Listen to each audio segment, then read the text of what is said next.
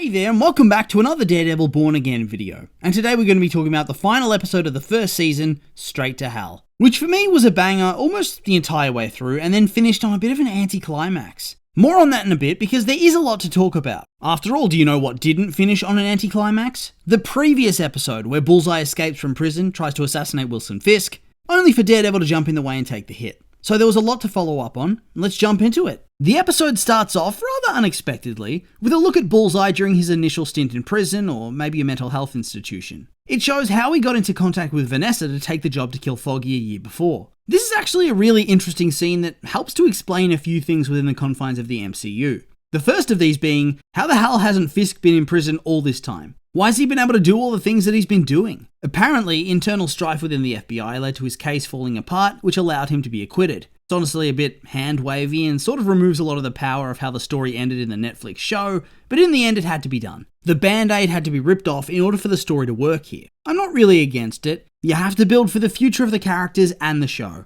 That's the most important thing. Vanessa approaches Bullseye with an order for his release, using her gentle voice and kindness, the silk glove, to manipulate him into doing what she wants. Into killing Foggy so her business practices can't be exposed, probably under the assumption that Daredevil's not going to be able to do shit about it, as Fisk wouldn't be implicated.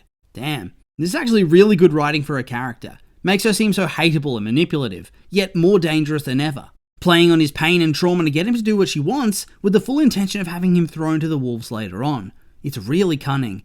It was so good, great way to start. The intro plays, and when we return, Matt's in his hospital bed, pretty groggy from the anesthetic and, being sniped out. Instantly, the vibes are awkward as when he wakes up, Heather walks over to see him, and he calls her Karen. Oof. Yeah, massive oof right there. I can't say it wasn't deserved though. After he gets a recap of the situation, he tries to tell him Vanessa Fisk is the person who ordered the hit on Foggy, and of course nobody believes him. However, at least Kirsten's trying to be sympathetic and kind to him. Heather just sucks. Absolute garbage, making snide comments about how it was the Fisks that were being shot at by Bullseye, and thus they couldn't have been involved in Foggy's death, and then ditching because it's all too much for her. Do these fools not have Google? Is it not common knowledge what a piece of shit Fisk is meant to be? Surely it was big news about him getting off his charges, and surely nobody would be dumb enough to think that him being acquitted on a technicality is a true vindication of his guilt. Absolute clown behaviour from Heather here. Doesn't get much better throughout the episode either. This relationship has rapidly spiraled from wholesome and healthy to me just hating this woman completely. At every turn she makes baffling decisions to the point that just makes you question what the hell's going on here. Is she seriously that delusional? Whilst this is going on, we have a brief scene with the Fisks where Wilson reveals to Vanessa that he knows what she's done calling the hit on Foggy, and it's pretty obvious that he's known this whole time. I guess he even knew when he was talking to Matt at the diner. So he technically didn't lie to him, he really wasn't involved. And thus Matt didn't pick up on anything. Man, this writing's proven to be so layered. Plus, now we finally have hints as to why Foggy was killed, which is going to be touched on later. Just a great tension-building scene. We cut over to Fisk briefing his team in his office, and he is going off, screaming about how they're going to hunt down all vigilantes, no body cams, no due process.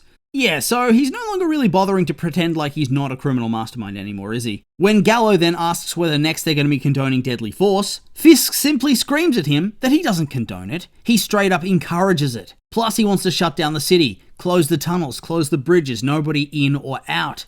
At this point I'm surprised that Sheila continues to have the guts to continue to talk back to him, to stand up to him. He's got his own private force that he's clearly going to use to kill people. He's going off, and he has a history of violence in his past. At this point, all you can do is smile and nod and hope a superhero intervenes. I doubt you could just quit your job either, and if you leak to the press or anything, it's good game. So yeah, this woman is pretty brave. Or pretty stupid. Maybe both. Fisk orders everybody out, and he tells Buck to stay behind with a new order to go find Matt and to kill him. Dispose of Daredevil before he can recover his strength and try to get revenge on Vanessa. I tell you what, it is damn cold to try to have this dude iced while he's in hospital after he saved you from being sniped out.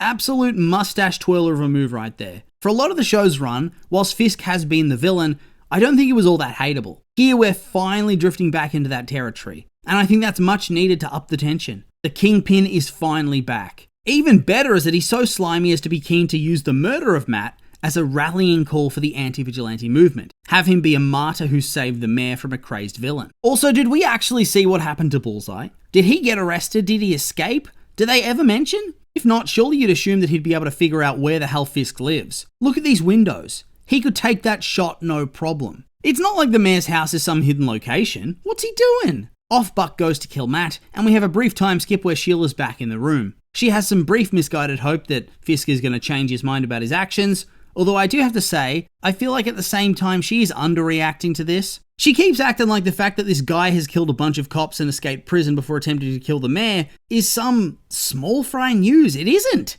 I feel like she should probably be taking things a bit more seriously. Remember how many people Bullseye was able to kill in the prologue? And that was all while fighting Daredevil. Imagine what he could do on his own, with no hero to fight back. Fisk then tells her that he knows that she knows who's loyal and who isn't. Hell, I was expecting he was going to call a hit on these people, but no, she's just told to send them home. She heads out into the hallway and is stopped by Gallo, who pretty much asks her to help him betray Fisk. As soon as I saw this scene, death flags were waving. It was time. This guy just doesn't learn, does he? He has no power anymore. I will admit that at this point, I didn't think that Sheila would squeal to Fisk, so that was a good twist to me, even if other people might have seen it coming. In hindsight, that line about her always watching her own back should have been a very good hint. I was just so caught up in it to notice. Then it's over to the hospital for the big scene where Buck goes to kill Matt. I will admit, this was a good fake out. I knew ahead of time that Punisher was going to be in this episode, so when Matt hears that Buck's coming, I figured that the two would fight a little, Buck would win because Matt's injured, before Frank bursts in and there's a very brutal fight that leads to Buck, I don't know, being thrown out the window or something absolutely horrific. But nope, Matt just escapes in the chaos of the power outage and Buck lives to see season 2. Also, I loved how the power outage montage was set to Killing Me Softly, if for no other reason than I flashed back to the film about a boy, which tingled my nostalgia nicely. Matt ends up escaping from Buck and the hospital and seemingly walks all the way home in his hospital gown, only to find Frank lurking. Hell yeah. The dialogue here and the banter between the two is so good. My god, the writing for Frank's great. Mocking Daredevil as Nightgown Man, calling the cops that are lining up to kill Daredevil fanboys and then saying he's going to be killing these guys, not playing patty cake. It's just really compelling and gripping. And here's where the fun begins. The anti-vigilante task force turns up and it hones in on their leader in the skull shirt. Now, I think a lot of them wear that, but I feel this was meant to be an early sign of, this is the dude that killed White Tiger, just to piss you off nicely. Get you ready. It worked. It got me very eager to see these clowns die horribly, and my god, do they die horribly. It was a top tier scene. Daredevil's just whooping ass. Now, usually he does seem brutal, but next to Mr. Gore Porn himself, he's just like some goofy spandex-clad wham bam kapow type hero. Also, I love that Daredevil's parts, they were just rapid fighting, but then they slowed things down just to show the true brutality of Punisher's actions. It's a shame, I kind of wanted to see the dude who murdered Hector beg for his life, but nah, he went out like a bit of a badass to tell you the truth. Well, except for the fact that he and his whole squad were humiliated and destroyed. I was a bit disappointed to see that he survived, although since the whole building then gets blown up, I guess he probably didn't. Frank and Daredevil jump out the window and they land on some poor dude's car, before Karen appears to take them back to Frank's hideout. Tell you what, Karen's story about hearing about the escape and then immediately calling Frank and jumping on a plane, that's pretty convenient. It's one hell of a fast plane. I mean, he escaped at night, went straight to the ball, he shot Matt, and then not long after that, Fisk closed the bridge and the tunnels. I feel like she's lucky to have gotten in there from the West Coast. Maybe planes in this world go much faster since they've made so many technological strides, maybe not. Just a bit odd. Also, deeply awkward vibes with how there's definite tension between Matt and Karen, but also Karen and Frank. Wonder how that's going to resolve itself. A question for season 2, I suppose. The scene concludes with Frank being left alone, whilst Matt and Karen go off to find what it was that Foggy had discovered. We then come to one of my favourite scenes of the episode. The genesis of what feels to be a Kingpin successor character. Daniel has a meeting with some of the members of the New York City Council, where he uses coercion and blackmail to bring them all into line to accept Fisk's Safe Streets initiative. An initiative you can assume means a huge crackdown on human rights for everybody except for the Vigilante Task Force. As I said, it feels like this is his big moment that shows that he's going to be waiting in the wings. Based on this, I really wouldn't be shocked if there's eventually a moment where he betrays Fisk and takes over as a new street-level crime boss type villain. It'd be doubly interesting since he is currently such a Fisk fanboy. He seems to be going down a darker and darker path with every appearance. The writers cleverly get you back in the mood to see corrupt cops getting brutally slaughtered with no mercy by showing us a cop shooting a random looter who had already surrendered, wasn't a threat, and had dropped the goods he stole. He takes 2 to the chest, then the cop puts a mask on his face to pretend he was a vigilante. We have a scene with Matt and Karen to buffer the Punisher scene, but still. After this, my blood was well and truly boiling. I need blood. I need it. Oh, God, this show is good at manipulating your emotions. We then finally get the reason for Foggy's death. Red Hook is apparently a free port, which means it's exempt from the jurisdiction of the city and the country in general, and thus there's no oversight, no taxes, no duties to be paid.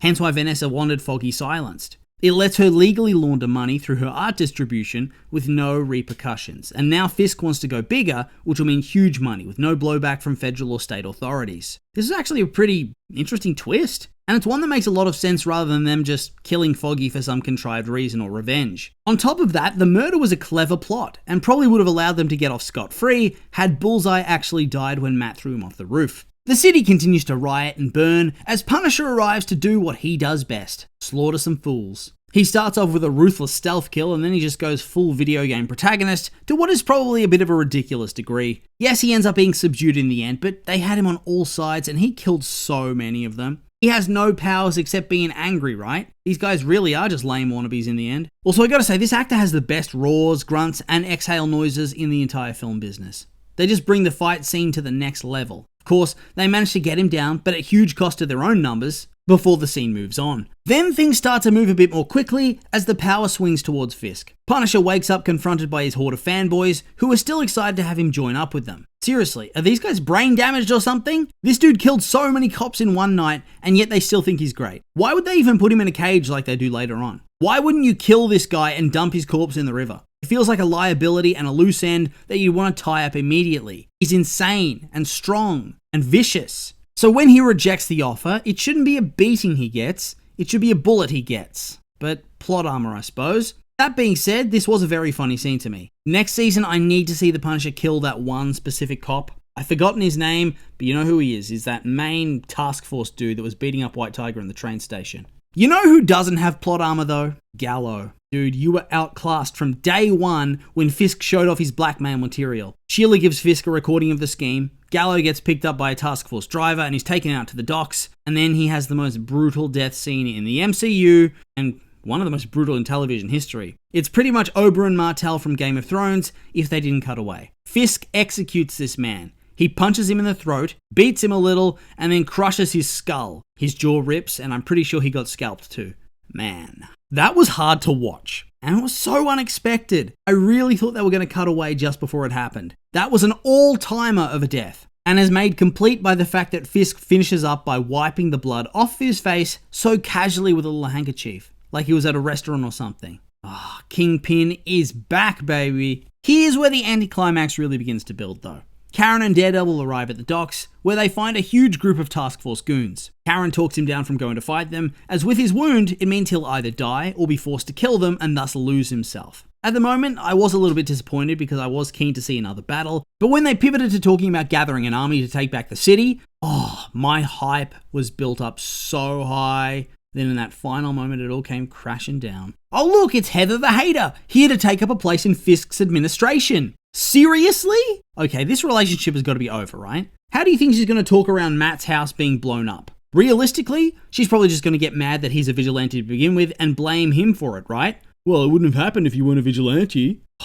They really have done a splendid job at making this woman so deeply hateable. A clown, a plain old clown. Fisk then gives a press conference where he talks about the attempt on his life and the power grid going down. He tarnishes Gallo, saying that he resigned rather than the truth of him being brutally murdered, which was actually pretty sad. Yes, the dude was out of his depth going against Kingpin, but he didn't deserve this. He enacts harsh and draconian laws about martial law and curfew, and apparently he's just allowed to do this? Isn't martial law just for governors and presidents/Congress? Can he actually do this? Well. Rule of cool. Karen and Matt have a deep chat about the nature of Daredevil and the aftermath of Foggy's death, but ultimately, this was stuff that we'd mostly heard before. What I was more interested in is what's going to happen next, because we knew something was building. We were ready for that army they spoke of. Hell yeah, hero team up, let's go. Maybe the Defenders are back. Maybe it's Spider-Man, perhaps Hawkeye. Then the doors open, and it's friggin' Cherry and the other cops, the good cops. I mean, it was shot well, and seeing the montage of all the relevant characters was cool, but it took the wind out of my sails right there at the end. I was expecting at least one hero, just one. At least there was that Punisher post-credits scene where he lures and wrecks that guy from inside the cage. Probably going to lead into the Punisher special presentation they're doing, right? Plus, Jack 2 Kane's locked up with the other rich people, so can we dream of a wacky swordsman and Punisher team-up? Either way, that's the end of the episode and the end of the season. Legitimately thought that this season and this episode were pretty much perfect until that lame duck ending. Now we gotta wait a whole nother year to see what happens next. I hope In the meantime, they cast some more heroes for it. Anyway, with all that being said, these have all been my opinions, and now I'd like to hear yours. What did you think of this episode? Did you like it? Hate it? What about the show in general? Did it live up to the hype? Or maybe you don't think so? I'm curious for your thoughts, so make sure to like, comment, and subscribe, and let me know.